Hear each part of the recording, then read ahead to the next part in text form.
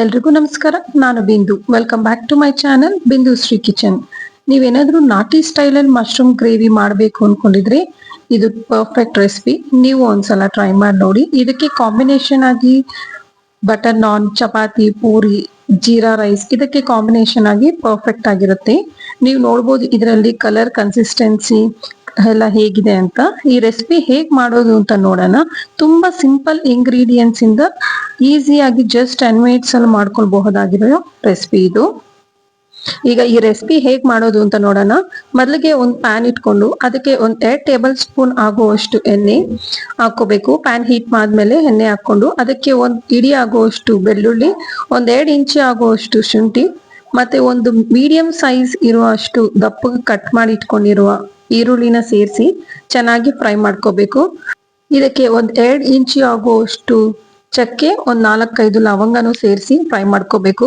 ಮತ್ತೆ ಇಲ್ಲಿ medium size 2 tomato cut ಮಾಡಿ ಹಾಕೊಬೇಕು. ಆಯಿಲ್ ಅಲ್ಲಿ ಇದು ಕಲರ್ ಎಲ್ಲ ಚೇಂಜ್ ಆಗೋವರೆಗೂ ಚೆನ್ನಾಗಿ ಫ್ರೈ ಮಾಡ್ಕೋಬೇಕು. ಆಲ್ಮೋಸ್ಟ್ 50% ಫ್ರೈ ಮಾಡ್ಕೋಬೇಕು. ಇದಕ್ಕೆ ಸ್ವಲ್ಪ 1 ಇಡಿ ಆಗುವಷ್ಟು ಕೊತ್ತಂಬರಿ, ಸ್ವಲ್ಪ ಪುದೀನಾನು ಹಾಕಿ ಚೆನ್ನಾಗಿ ಫ್ರೈ ಮಾಡ್ಕೋಬೇಕು. ಇದಕ್ಕೆ ತಣ್ಣಕ್ಕಾದ್ಮೇಲೆ ಮಿಕ್ಸಿ ಜಾರ್ಗೆ ಹಾಕಿ ನುಣ್ಣಕ್ಕೆ ಪೇಸ್ಟ್ ಮಾಡ್ಕೋಬೇಕು.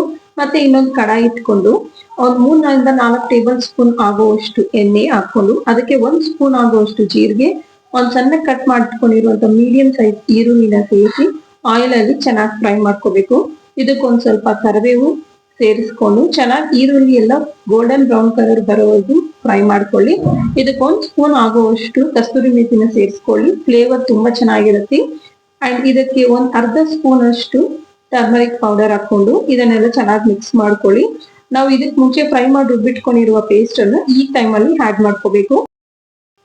ಮಸಾಲೆ ಎಲ್ಲ ಎಣ್ಣೆಯಲ್ಲಿ ಚೆನ್ನಾಗಿ ಫ್ರೈ ಮಾಡ್ಕೋಬೇಕು. ಅದರಲ್ಲಿ ಕಲರ್ ಚೇಂಜ್ ಆಗುತ್ತೆ. ನಾವು ಫ್ರೈ ಮಾಡ್ತಾ ಇದ್ರೆ ಎಣ್ಣೆ ಎಲ್ಲ ಬಿಟ್ಕೊಳುತ್ತೆ. ಈಗ ನೋಡ್ಬೋದು ಇಲ್ಲಿ ಮಸಾಲೆ ಎಲ್ಲ ಚೆನ್ನಾಗಿ ಫ್ರೈ ಆದ್ರೆ ಈಗ ನಾನು 1 ಟೇಬಲ್ ಸ್ಪೂನ್ ಅಚ್ಚ ಖಾರದ ಪುಡಿ, 1 ಸ್ಪೂನ್ ಧನಿಯಾ ಪುಡಿ, ಅರ್ಧ ಸ್ಪೂನ್ ಆಗುವಷ್ಟು ಗರಂ ಮಸಾಲ, ಮತ್ತೆ ರುಚಿಗೆ ತಕ್ಕಷ್ಟು ಉಪ್ಪನ್ನ ಸೇರಿಸ್ತಾ ಇದ್ದೀನಿ. ಈ ಮಸಾಲಾ ಐಟಮ್ ಎಲ್ಲ ಚೆನ್ನಾಗಿ ಮಿಕ್ಸ್ ಆಗಿ ಉಪ್ಪು ಖಾರ ಎಲ್ಲ ಮಿಕ್ಸ್ ಆಗೋವರೆಗೂ ಚೆನ್ನಾಗಿ ಫ್ರೈ ಮಾಡ್ಕೋಬೇಕು. ಈಗ ನೋಡ್ಕೋಬಹುದು ಮಸಾಲಾ ಎಲ್ಲ ಚೆನ್ನಾಗಿ ಫ್ರೈ ಆಗಿ ಇದರಲ್ಲಿ ಆಯಿಲ್ ಕೂಡ ಬಿಟ್ಕೊಂತಾ ಇದೆ. ಈಗ ನಾವು ಚೆನ್ನಾಗಿ ತೊಳೆದು ಕಟ್ ಮಾಡಿ ಇಟ್ಕೊಂಡಿರುವ ಮಶ್ರೂಮ್ ಅನ್ನ ಆಡ್ ಮಾಡ್ಕೋಬೇಕು. ಮಶ್ರೂಮ್ ಆಡ್ ಮಾಡಿ ಇದನ್ನು ಮೀಡಿಯಂ ಫ್ಲೇಮ್ ಅಲ್ಲಿ ಇಟ್ಕೊಂಡು ಮಶ್ರೂಮ್ ಸ್ಮ್ಯಾಶ್ ಆಗ್ತಿದ್ದ ಚೆನ್ನಾಗಿ ನಿಧಾನಕ್ಕೆ ಕಲಿಸ್ಕೋಬೇಕು. ಮಶ್ರೂಮ್ ಅಲ್ಲಿರುವ ನೀರಿನ ಅಂಶ ಎಲ್ಲ ಹೋಗಿ ಮಸಾಲಾ ಜೊತೆ ಚೆನ್ನಾಗಿ ಹೊಂದ್ಕೊಂಡ್ಮೇಲೆ ಆಮೇಲೆ ನಮ್ಗೆ ಗ್ರೇವಿ ಎಷ್ಟು ಕನ್ಸಿಸ್ಟೆನ್ಸಿ ಬೇಕು ಅಂತ ನಾವು ನೀರನ್ನ ಆಡ್ ಮಾಡ್ಕೋಬೇಕು. ನಾನು ಇಲ್ಲಿ 1 ಗ್ಲಾಸ್ ಆಗುವಷ್ಟು ನೀರನ್ನ ಆಡ್ ಮಾಡ್ತಾ ಇದ್ದೀನಿ. ಸೊ ನೀವು ಇದಕ್ಕೆ ರುಚಿಗೆ ತಕ್ಕಷ್ಟು ಉಪ್ಪು ಖಾರ ಎಲ್ಲ ಕರೆಕ್ಟ್ ಆಗಿದೆಯಾ ಇಲ್ವಾ ಅಂತ ಈ ಟೈಮಲ್ಲಿ ನಾವು ಚೆಕ್ ಮಾಡ್ಕೋಬೇಕು. ಚೆಕ್ ಮಾಡ್ಕೊಂಡು ಇದನ್ನು 3 to 4 ಮಿನಿಟ್ಸ್ ಲಿಡ್ ಅನ್ನ ಕ್ಲೋಸ್ ಮಾಡಿ ನಾವು ಇದನ್ನ ಹೈ ಫ್ಲೇಮ್ ಅಲ್ಲಿ ಬೇಯಿಸ್ಕೋಬೇಕು. ಲಿಡ್ ತೆಗೆದು ನೋಡ್ಬೋದು ಈಗ ಗ್ರೇವಿ ಅನ್ನೋದು ಆಲ್ಮೋಸ್ಟ್ ಡನ್ ಆಗಿದೆ. ಹೇಗ್ ಕುದೀತಾ ಇದೆ ಅಂತ. ಇದಕ್ಕೆ ಕಾಂಬಿನೇಷನ್ ಆಗಿ ನಾನು ಪೂರಿ ಮಾಡ್ತಾ ಇದ್ದೀನಿ. ಪೂರಿ ಅನ್ನೋದು ಈ ತರ ರುಬ್ಬಿ ಚೆನ್ನಾಗಿ ಬರ್ಬೇಕಂತೆ ಹಿಟ್ಟು ಕಲಸೋವಾಗ ನಾವು 2 ಕಪ್ ಗೋಧಿ ಹಿಟ್ಟು, 1 ಕಪ್ ಮೈದಾ, 1 ಕಪ್ ಚಿರೋಟಿ ರವೆನ ಸೇರಿಸಿ ಚೆನ್ನಾಗಿ ಮಿಕ್ಸ್ ಮಾಡಿ 10 to 15 ಮಿನಿಟ್ಸ್ ನೆನೆಯಕ್ಕೆ ಬಿಡಬೇಕು. ಆಮೇಲೆ ಪೂರಿ ಮಾಡ್ಕೊಂಡ್ರೆ ಈ ತರ ಚೆನ್ನಾಗಿ ಉಪ್ಪು ಬರುತ್ತೆ.